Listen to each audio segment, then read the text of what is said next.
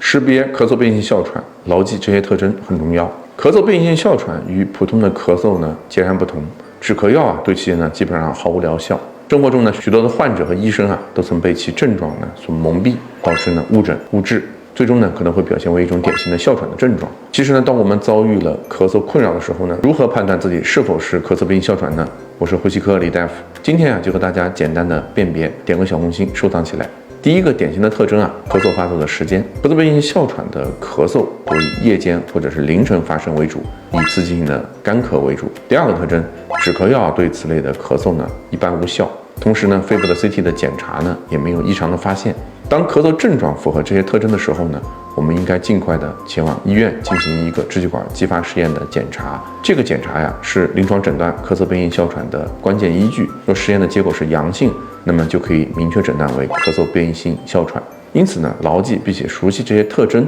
对于早期的识别和治疗咳嗽变异性哮喘具有重要的意义。